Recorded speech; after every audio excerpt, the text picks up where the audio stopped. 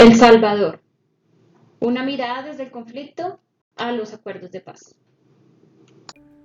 El conflicto de El Salvador, como el de muchos países de la región, se desarrolló durante décadas, desencadenado por un amplio espectro de la desigualdad social y económica, la represión política, olvido político de varios sectores, así como la disputa por el poder entre diferentes grupos políticos y militares. El Salvador, al igual que otros países de América Latina, ha experimentado un largo historial de desigualdad social y económica, así como de conflictos internos. Durante gran parte del siglo XX, el país estuvo dominado por una élite oligárquica que controlaba la tierra y los recursos, mientras la mayoría de la población vivía en condiciones de pobreza extrema. Detonantes como el comercio y explotación del café, el rol de la policía, la diversificación económica, el ascenso del Partido Comunista instó el detonante de la revolución. Es por ello que el descontento social marca el escenario de la resistencia y a medida que crecía esa brecha entre ricos y pobres, surgieron movimientos de resistencia, sindicatos y organizaciones campesinas que buscaban una mayor justicia que generó un clima de violencia y conflicto. Año tras año este conflicto fue desarrollándose hasta que emergieron guerrillas y grupos paramilitares para eliminarla, así como los múltiples golpes de estado militares por parte del control político del país. Fue una constante muestra de violencia marcada por la represión. Claro ejemplo de este inicio es la dictadura del general Maximiliano Hernández Martínez. Bajo su liderazgo, El Salvador fue testigo de una represión brutal, culminando en la tragedia de la masacre de 1932, donde entre 30.000 personas, en su mayoría indígenas, perdieron la vida. Este evento dejó una cicatriz indeleble en la historia del país. Al sol de hoy, se recuerda la importancia de defender los derechos humanos y la dignidad de las personas.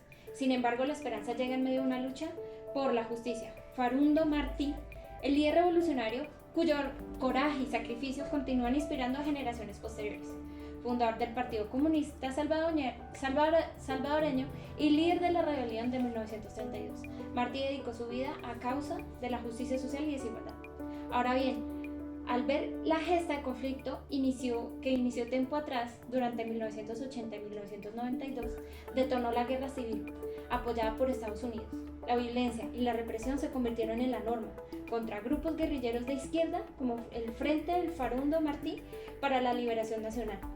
Este conflicto armado causó un gran surgimiento humano con miles de muertos, desaparecidos y desplazados. Esto surgió al menos con 75.000 personas que fueron asesinadas por la fuerza gubernamental y paramilitar. Estas víctimas, que incluían civiles, inocentes, activistas y líderes sindicales, perdieron sus vidas en un torbellino de violencia que desató a la sociedad. Dado que esta guerra civil afectaba a la región, la comunidad internacional y en especial los organismos de derechos humanos denuncian las barbaries cometidas por cada actor del conflicto. Es por ello que inician intentos de negociación para buscar una salida pacífica al conflicto. Desde inicios del conflicto en 1979, la paz fue un anhelo compartido por muchos salvadoreños, aunque las visiones sobre cómo alcanzar diferían significativamente en las partes del conflicto. Por un lado, los militares mantenían el conflicto en un nivel controlado ya que les beneficiaba económicamente y temían perder el respaldo financiero de Estados Unidos si se alcanzaba la paz. Por otro lado, el FMLN buscaba una victoria total sobre los militares como única vía para lograr un cese definitivo de las hostilidades. Los intentos de negociación comenzaron a mediados de 1980, pero fueron obstaculizados por múltiples crisis y la falta de compromiso genuino por parte de ambas partes.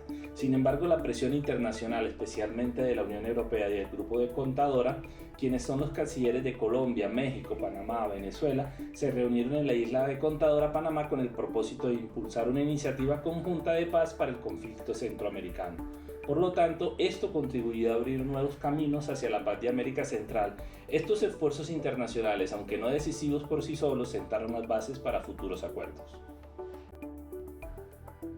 El hito llega con los acuerdos de Chapultepec. Estos acuerdos, alcanzados tras intensas negociaciones facilitadas por el presidente de Costa Rica, Óscar Arias, marcaron un hito en la historia de El Salvador. Por lo tanto, en 1992 se firman los acuerdos de paz de Chapultepec entre el gobierno de El Salvador y el Frente Farabundo Martí para la Liberación Nacional en el Castillo de Chapultepec, en la Ciudad de México, donde se pone fin a 12 años de guerra civil en El Salvador.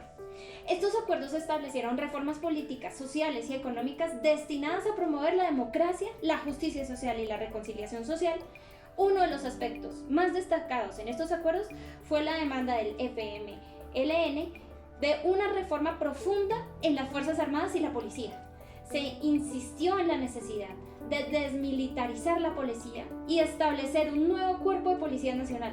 Esto reflejaba la profunda preocupación por los abusos de derechos humanos cometidos por las fuerzas de seguridad durante el conflicto. Además de la reforma policial, los acuerdos de Chapultepec también abordaron otros aspectos importantes, como la disolución de las unidades militares y de inteligencia, la reducción de la fuerza pública y la implementación de un nuevo sistema educativo y doctrina militar. Entonces, el conflicto armado al que se enfrentó El Salvador fue el resultado violento de décadas de abuso de poder y falta de respeto hacia los principios democráticos. Desde que se obtuvo la independencia en 1821, El Salvador ha experimentado una constante inestabilidad política, lo que ha dificultado el establecimiento de una tradición constitucional sólida. Esta situación se ha visto reflejada en una sociedad donde las grandes mayorías han sido excluidas políticamente, socialmente y económicamente. Ahora encontramos que con el Acuerdo de Paz se crearon instituciones dentro de las cuales se destacan la Agencia Nacional para la Seguridad Pública, el cual es una institución que fue creada con el objetivo de reformar y modernizar el sistema de seguridad en El Salvador. Su propósito era establecer un nuevo modelo de Policía Nacional, desmilitarizando y orientando hacia la protección de todos los derechos humanos del servicio y de la ciudadanía. Se creó también la Comisión de Consolidación de la Paz COPAS, el cual esta comisión tenía la responsabilidad de supervisar y facilitar la implementación de los acuerdos de paz, así como promover la reconciliación nacional y el fortalecimiento de la democracia en El Salvador. Su objetivo principal era garantizar que los compromisos acordados se cumplieran de manera efectiva y contribuir a la construcción de una sociedad más justa y pacífica. También tenemos que se construyeron o se reformaron las reformas constitucionales. El acuerdo también estableció que la necesidad de realizar reformas constitucionales para respaldar los cambios institucionales y garantizar la coherencia con los acuerdos establecidos. Estas reformas buscaban establecer y se fomentaba que el Estado de Derecho, los derechos humanos y la participación ciudadana fueran el sistema político.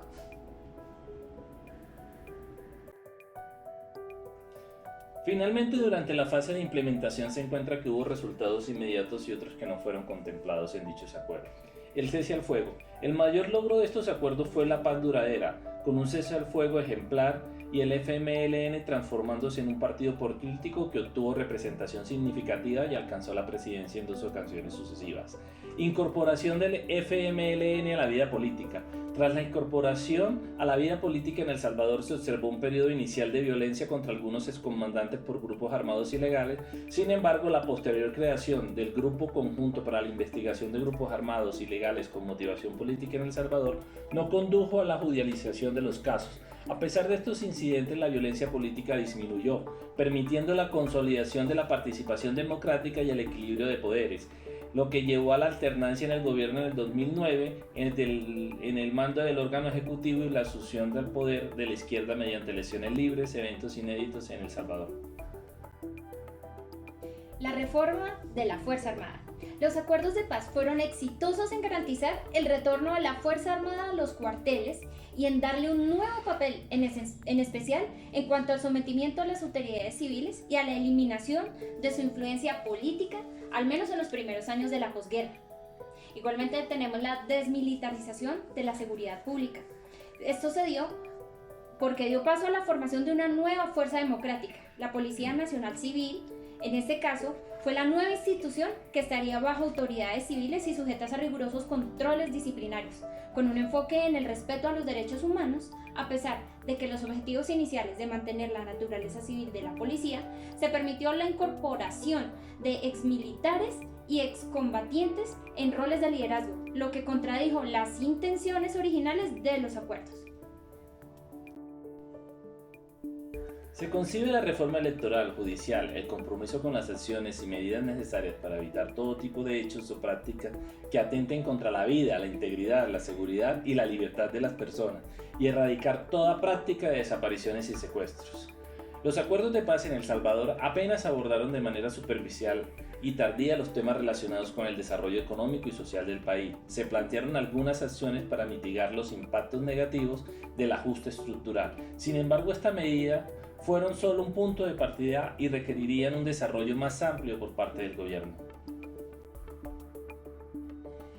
Las víctimas. Es importante mencionar que los acuerdos no contemplaron la vasta problemática y se centraron en unos mínimos necesarios para superar la crisis del país. Aunque se establecieron mecanismos para revelar la verdad y asumir la responsabilidad, se descuidó dar atención a las víctimas y sobrevivientes del conflicto. Estas personas no estuvieron en el centro de las negociaciones y no se beneficiaron de programas integrales que ofrecían verdad, justicia, reparación y garantías de no repetición. Igualmente se encuentra al centro de la violencia sexual y la perspectiva de género. En la actualidad se reconoce que la guerra y en la violencia tienen impactos diferentes entre hombres y mujeres. Sin embargo, durante las negociaciones de los acuerdos de paz no se consideró una perspectiva de género.